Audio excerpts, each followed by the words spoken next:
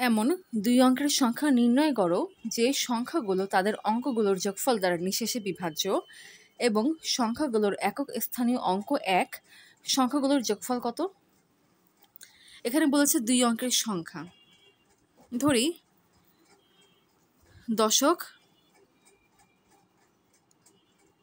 স্থানীয় অঙ্ক হচ্ছে এ। এখানে কন্ডিশনে বলে দিয়েছে একক স্থানীয় অঙ্ক হচ্ছে 1, অর্থাৎ এটা হচ্ছে ফিক্সড।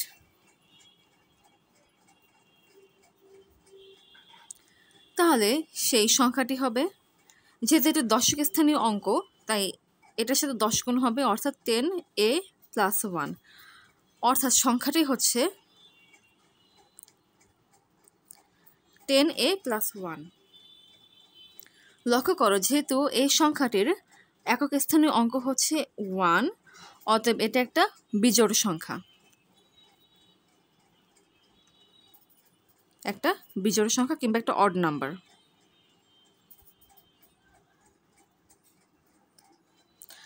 আবার কোশ্চেনে বলেছে এই সংখ্যাটিকে তার অঙ্কদ্বয়ের যোগফল দ্বারা নিঃশেষে বিভাজ্য হতে হবে।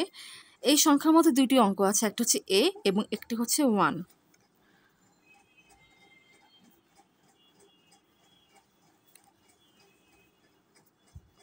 এই অঙ্কদ্বয়ের যোগফল হচ্ছে a + 1। সুতরাং 10a + 1 / a + 1, এটা কি হতে হবে? একটা পূর্ণ সংখ্যা হতে হবে, কারণ যেহেতু এই সংখ্যাটা এই সংখ্যাটি দিয়ে নিঃশেষে বিভাজ্য। খেয়াল করো, শুরুতেই বলেছি 10a + 1 এটা হচ্ছে একটা বিজোড় সংখ্যা।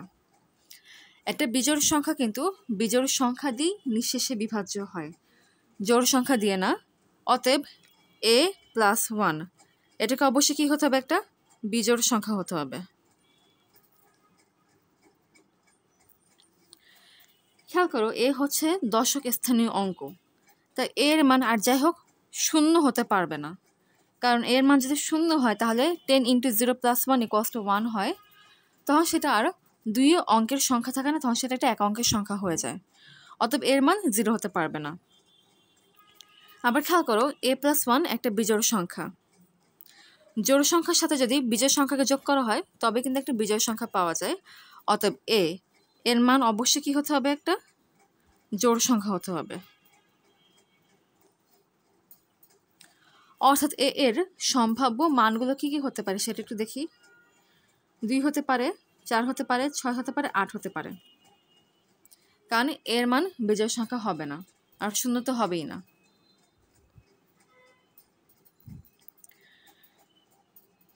অর্থাৎ এই 4টা মানের মধ্যে থেকে এর মানগুলো হবে। আর এর মান এর থেকে বড় কেন হবে না, 10 কিংবা 12 কেন হবে না? কারণ এই একটা অঙ্ক, এর জন্য এগুলো হয়েছে। আচ্ছা, এখন এক্ষেত্রে এর মানগুলো বসে দেখব কোনটার জন্য কন্ডিশনটা ফুলফিল করে। এ যদি 2 হয় তাহলে 10a + 1 / a + 1 = 10 × 2 + 1 / 2 + 1 = 20 + 1 / 3 = 21/3, 3 × 7 = 21 পূর্ণ সংখ্যা পেয়েছি, অর্থাৎ এর মান 2, এটা গ্রহণযোগ্য। এখন যদি এর মান 4 নেই, এ যদি 4 হয় তাহলে 10a + 1 / a + 1 = 10 × 4 + 1 / 4 + 1 = 10 × 4 হচ্ছে 40, 40 + 1 হচ্ছে 41/4 + 1 হচ্ছে 5। 41 5 দিয়ে নিঃশেষে বিভাজ্য নয়, অতএব এর মান 4 হতে পারবে না। এখন এর মান যদি 6 নেই তাহলে 10a + 1 / a + 1 = 10 × 6 + 1 / 6 + 1 = 10 × 6 হচ্ছে 60 + 1 61/7। এই সংখ্যাটা সাদা নিঃশেষে বিভাজ্য নয়, তাই এর মান 6 হতে পারবে না। এখন সর্বশেষে এর মান 8 নিয়ে দেখি মিলে কিনা ক্ষেত্রে। 10a + 1 / a + 1 = 10 × 8 + 1 / 8 + 1 = 80 plus 1/9 equals to 81/9 9 নং 81, অর্থাৎ এ এর মান 8, এটা গ্রহণযোগ্য। অর্থাৎ এ এর মান দুইটা পেয়েছি, একটা হচ্ছে 2 এবং একটা হচ্ছে 8। তাহলে 10a প্লাস 1 এই সংখ্যাটার মান কি হবে? যখন a এর মান 2 তখন 10a plus 1 equals to 10 into 2 plus 1 equals to 21, এবং a এর মান যখন 8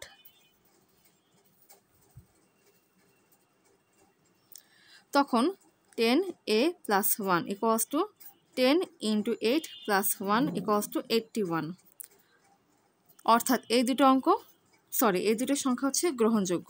তাহলে এই দুটো সংখ্যার যোগফল হচ্ছে 21 প্লাস 81 ইকুয়ালস টু 8 যোগ 2 হচ্ছে 10, এক জায়গায় 1 হচ্ছে 2, অর্থাৎ সংখ্যাগুলোর যোগফল হচ্ছে 102। তাহলে বলতে পারি এমন দুই অঙ্কের সংখ্যা যাদের অঙ্কগুলোর যোগফল দ্বারা সেই সংখ্যার নিঃশেষে বিভাজ্য এবং যার একক স্থানীয় অঙ্ক হচ্ছে 1, এমন সংখ্যাগুলোর যোগফল হচ্ছে 102। এটাই অ্যান্সার।